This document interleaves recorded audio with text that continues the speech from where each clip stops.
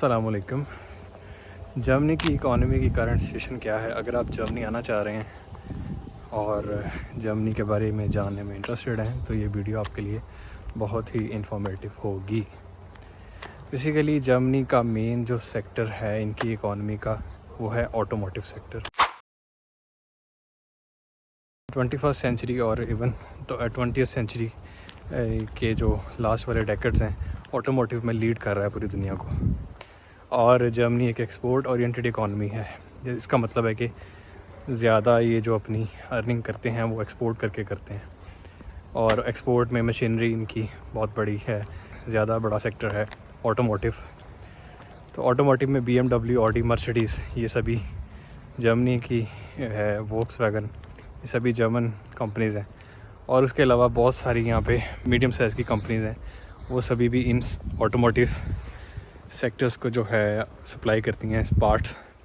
और इसी बेसिस पे फिर ये जो ऑटोमोटिव सेक्टर है वो जर्मनी की इकॉनमी का बैकबोन है। ईयर्स में ये हुआ है कि चाइना ने इनको बहुत ही बड़ा कंपटीशन दे दिया है। पहले तो ये सीन था कि जर्मनी अपनी एक्सपोर्ट्स चाइना को, अमेरिका को और बाकी यूरोपियन कंट्रीज़ को करता था, लेकिन अभी चाइना, जैसे कि आप जानते हैं कि चाइना बहुत ज़्यादा डेवलप्ड हो चुका है और स्पेशली जो मॉडर्न टेक्नोलॉजीज़, इलेक्ट्रिकल व्हीकल्स, उसमें चाइना बहुत ही लीड कर रहा है। चाइना और इवन अमेरिकन कंपनीज टेस्ला। लेकिन जर्मनी अभी पुरानी टेक्नोलॉजीज़ पे मेनली कंबस्शन इंजन्स वगैरह पे कर रहे थे ऑपरेट। तो उससे ये हुआ है कि क्योंकि उन्होंने जल्दी अडॉप्ट नहीं की चीज़ें, और उसके अलावा ये है कि अगर मैन्युफैक्चरिंग यहाँ पे जर्मनी में हो रही है तो मैन्युफैक्चरिंग जर्मनी में होने की वजह से कॉस्ट ऑफ प्रोडक्शन जो सी है इन कंपनीज़ की काफ़ी ज़्यादा है, लेकिन चाइना में कंपैरेटिवली कॉस्ट ऑफ प्रोडक्शन कम है। तो एक तो वो आपको इलेक्ट्रिकल व्हीकल्स में लीड करते नज़र आएंगी चाइना और अमेरिका वगैरह, और दूसरा वहाँ पे cost of production specially China में कम है। और रिसेंटली जो अभी डोनाल्ड ट्रंप की गवर्नमेंट आई है अमेरिका में, उसने भी टैरिफ लगाए हैं पूरी दुनिया की कंट्रीज़ पे, और जर्मनी पे भी अराउंड आई गेस अराउंड 15% इन्होंने लगाए हैं टैरिफ। तो उससे ये हुआ है कि जर्मन की जो एक्सपोर्ट्स थी अमेरिका को, वो काफ़ी हद तक मुतासर हुई हैं। और इवन मैं कल रीड कर रहा था कि अराउंड 4% और इस साल में जौन सा है एक्सपोर्ट्स जर्मनी की अमेरिका को कम हो गई हैं। और चाइना की जो डोमेस्टिक मार्केट थी वो जर्मन कार मैन्युफैक्चरर्स के लिए बहुत बड़ी एक मतलब मार्केट थी, लेकिन क्योंकि अब चाइना ने अपनी बहुत सारी बना ली हुई हैं, जैसे BYD उनका बहुत फेमस ब्रांड है कार्स का। एक तो वो जो चाइनीज़ ब्रांड हैं वो कॉस्ट के लिहाज से कम हैं, तो वो जो प्राइसेस हैं वो कम ऑफ़र करते हैं as compare to German cars. और दूसरे नंबर पे ये है कि फ़ीचर्स भी वो अभी एज़ पर कंज्यूमर्स के ये मॉडर्न टेक्नोलॉजीज़ कौन सी हैं वो जो चाइनीज़ कंपनीज़ हैं वो ऑफ़र कर रही हैं। अब क्योंकि टैरिफ वॉर थी वो सिर्फ उसने सिर्फ मुतासिर जर्मनी को नहीं किया, बल्कि ट्रंप ने तो आपको पता है कि सारी दुनिया के ऊपर टैरिफ लगाए हुए हैं। तो जिससे ये हुआ है कि चाइनीज़ ने, क्योंकि चाइनीज़ और अमेरिकन की भी ट्रेड वॉर शुरू हुई, तो चाइना ने अपनी मार्केट डाइवर्ट की और यूरोप को मज़ीद एक्सप्लोर करना शुरू किया और यूरोप की तरफ एक्सपोर्ट्स बढ़ा दी।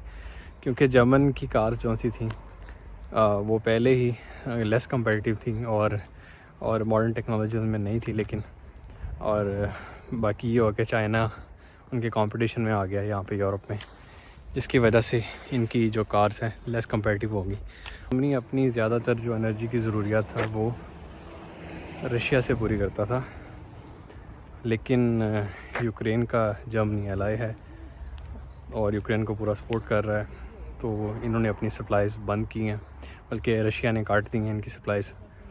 और उसकी वजह से इनकी जो कॉस्ट ऑफ प्रोडक्शन जो कि पहले ही बहुत ज़्यादा थी, क्योंकि इनकी मैन्युफैक्चरिंग जर्मनी में है और जर्मनी में वेज भी काफ़ी हाई है, तो कंपनीज़ का प्रॉफिट मार्जिन वैसे ही श्रिंक होते हैं। लेकिन अभी जब एनर्जी कॉस्ट बढ़ गई, क्योंकि इनको रशिया से चीपर एनर्जी मिलती थी, उसकी वजह से इनकी जो कॉस्ट ऑफ प्रोडक्शन है मज़ीद बढ़ गई, तो इनकी कंपेटिटिवनेस जो है मज़ीद मुतासिर हुई है।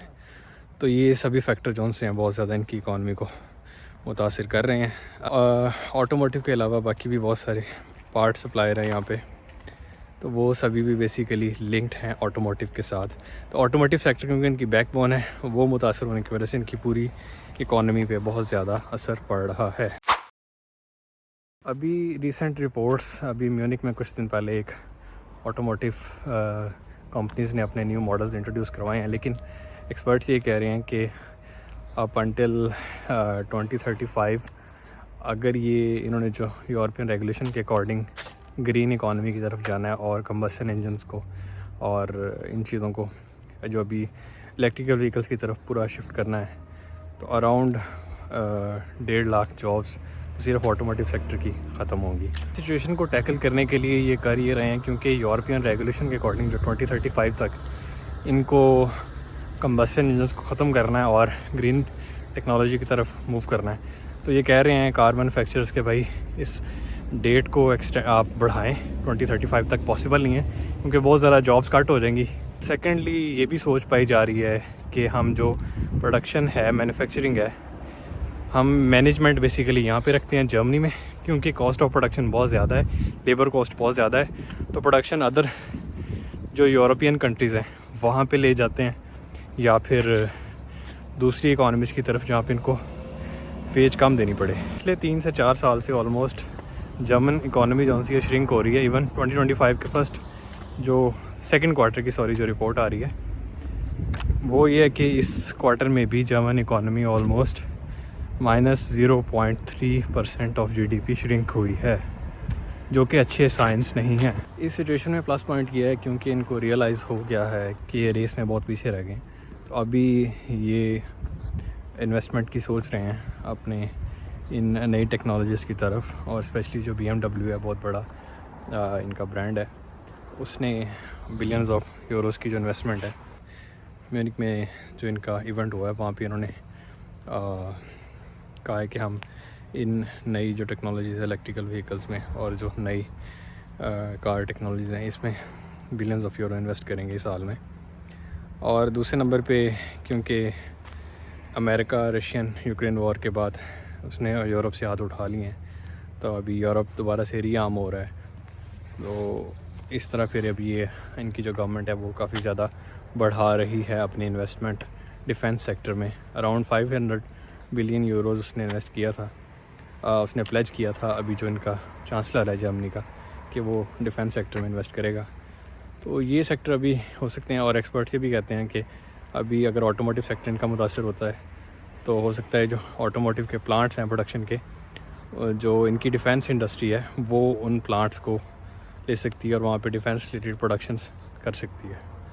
तो ये अभी करंट सिचुएशन है। अगर आप आ रहे हैं तो इन चीज़ों के बारे में आपको पता होना चाहिए कि सिचुएशन अभी कोई ज़्यादा अच्छी नहीं जर्मनी की इकॉनमी की, और आप ताकि मेंटली प्रिपेयर हों।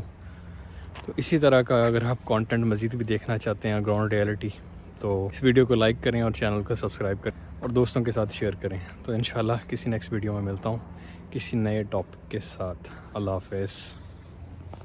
Don't forget to like and subscribe.